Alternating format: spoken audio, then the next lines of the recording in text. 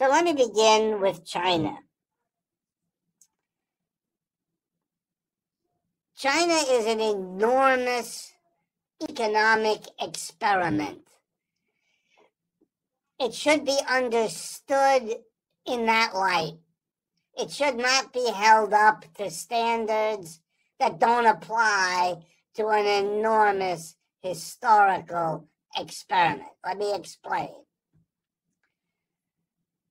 A half a century ago, China was, by all counts, among the poorest, most backward countries on this planet, and had been in that position, a position that Xi Jinping refers to often as a period of humiliation, for 2 or 3 centuries, during which large and small colonial powers could simply arrive at a port city along the Pacific coast of China, send in a few cannons, a few troops, and establish an enclave, a portion of a city which would be for them and their nationals to set up shop and to exploit whatever opportunities for trade might exist.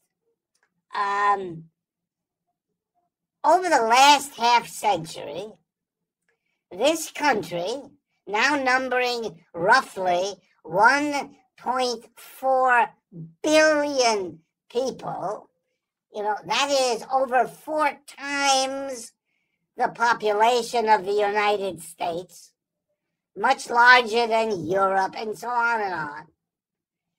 Over this relatively short historic time, half a century, more or less, they went from the worst poverty imaginable.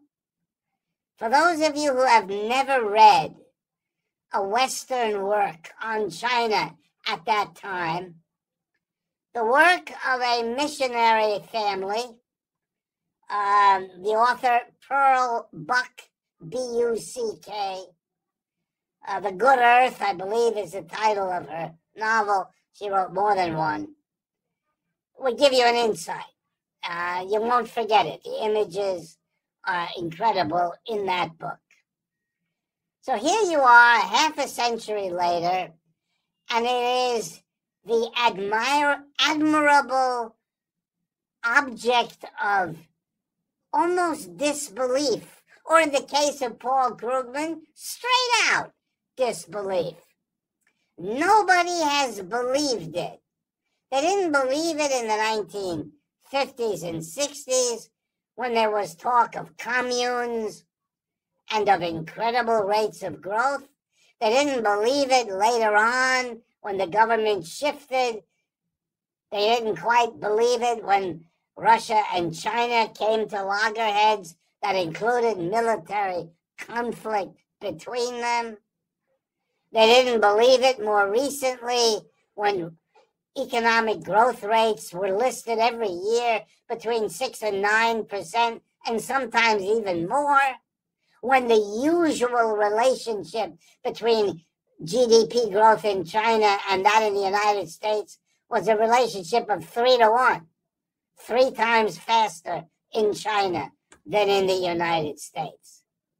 More recently, when they said they had lifted somewhere between 6 and 800 million people out of global poverty into middle income level, people didn't believe that either. People didn't believe any of it.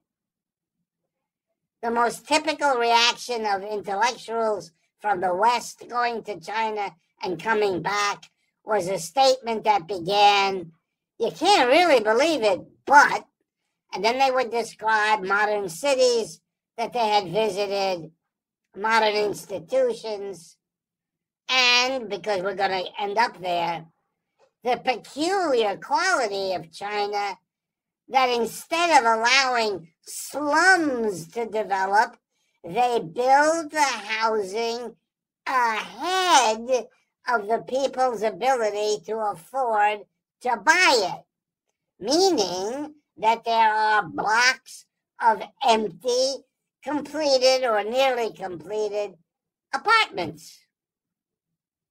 As if this were some sign of massive resource investment that had gone astray, rather than a strategy, which, by the way, may be the wrong strategy, but it's a strategy coming out of a country which, strategically speaking, is not the first one you would want to throw stones of criticism at. But it is a huge country. It has serious raw material and food issues. It has a history of an expatriate community elsewhere around the world of Chinese citizens with complicated relationships back home. It is trying things of all kinds, some of which don't work, because that's what experiments are all about. So yeah, they have problems, they have imbalances. Their record in the field of civil liberties is not what you want. There's all kinds of social criticisms that can be made, and by the way, are made in and by Chinese people about what's going on there. So this is in no way what I'm about to say, no way some kind of celebration of China as if they don't have serious political, economic, and cultural problems. They do. But they're quite different from those in the United States. And the way to begin to understand the difference is to go back to look at it, the big picture. The United States is an empire going down. China is an empire going up. And the ride up is way better than the ride down, as Americans are discovering, and as the British have an entire century of having had to live through. And if you study Britain at all, you will know just how painful it all has been, economically, politically, culturally, financially, you name it. So let's look at the comparison. So we start with where you began, and that's perfectly legitimate. The United States is ecstatic that the 3.2% growth rate of the last quarter compares to the 5.2% growth rate in China. Now, on the one hand, that's reasonable because the gap between China and the United States is now smaller than it's been for most of the last 20, 30 years, where it was, to remind you, 3-1, 6%, 2%, 8%, 2.5% to 3%, and so on. So yeah, there's less of a gap. The Chinese economy is still growing. It's still growing faster than the United States, and it's a bigger country to begin with, so you're talking about vast creation of wealth. Let me give you an idea of that, just again statistically, so it's in everyone's head. You can add up the GDP, gross domestic product. That's simply a crude, very crude, rough measure of the total output of goods and services in a country in a calendar year. So it gives you a rough idea how big the country is relative to some other country. And at the beginning of this program, we talked about purchasing power parity and other measurement details. But let's be real clear. The GDP of China, together with its allies, and I'm here going to count only the original BRICS allies, Russia, China, India, South Africa, and Brazil. Those countries. There are now 6 more that more recently, a few months ago, joined the BRICS. I could add those. It'll just make what I'm about to tell you even more extreme. In the year 2020, they passed like ships in the night. What am I referring to?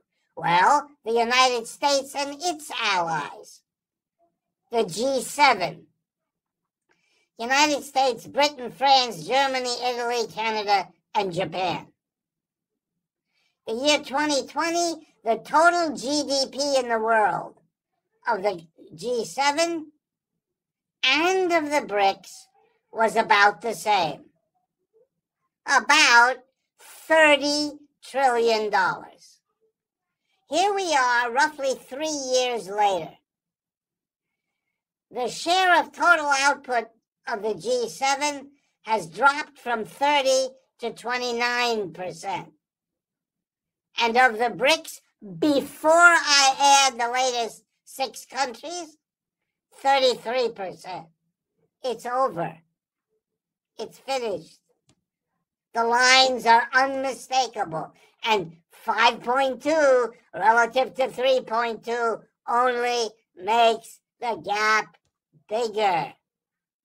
Why is this important? Again, the reasons are many. I'm going to give you a few in the hopes they stay in your mind. Every country in Asia, Africa, and Latin America. And let me lean across my screen here and say to you, every country, without exception, is having private, intense conversations in the presidential palace, in the halls of the Congress or the parliament of each country. If we need in this country a huge loan to build up our cities, to finally have a proper education system, to finally construct a national health insurance system, to build a railroad, to bring in high technology, whatever. It used to be that the place we go to get an investment, to borrow money, to secure a market, to do whatever we have to do to move forward in becoming less of a poor country, in becoming more industrialized. We would have to go to London or New York or Paris or Berlin, or you get the picture. They don't have to do that anymore.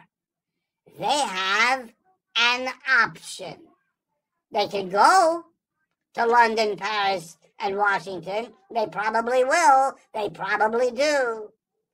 But you can be damn sure that they have also organized a trip to Beijing or to New Delhi or to Sao Paulo.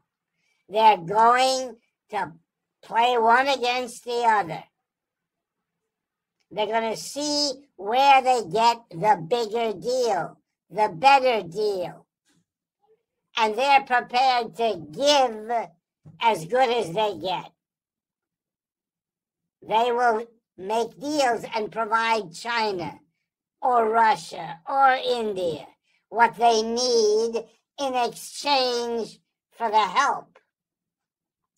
And they're going to discover, as they already have, that the wealth of the BRICS, being now larger than that of the G7, you're going to get sooner or later a better deal.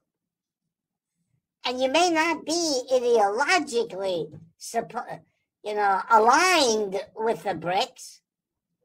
Often they aren't. But they know where the bread is to be buttered. They weren't so thrilled about being aligned with Washington or London either, but they knew where the bread was buttered. And when people reproached them, they said, well, where are we going to go to get the help? Everything has changed. nothing is what it was. And staying in the old mindset is leading to terrible miscalculation, as we discussed in Ukraine. But in case any of you are wondering, the exact parallel miscalculation lies at the base of what is going on in Gaza, or in Yemen, or in Syria, or in Iraq and Iran. Yeah, the United States can bomb or throw a missile. It cannot undo what I have been describing. That's why the votes are lopsided in the United Nations around Ukraine. That's why they're lopsided around Israel and the Palestinians. It's not what it was. You cannot function the way you did. Britain by now is a minor, irrelevant adjunct to what the United States is doing. You could see it. The United States decides to bomb Yemen. England says, gee, can we send along an airplane and drop something too? Sure. Why not? What difference does it make? Answer, none at all. The irrelevance of the English stands as a stark, I was about to say monument. Monuments come after. What Britain is something that comes before. Britain is telling the French, the Germans, the Italians, the Spanish, you're going to become Greater Britain. You're going to become adjuncts to the United States, because your only alternative will be to join the BRICS. And that's too big a shock to your system so far for you to even contemplate it. I should qualify this for those of you who keep track. Mr. Macron did inquire about joining the BRICS, but they turned him down.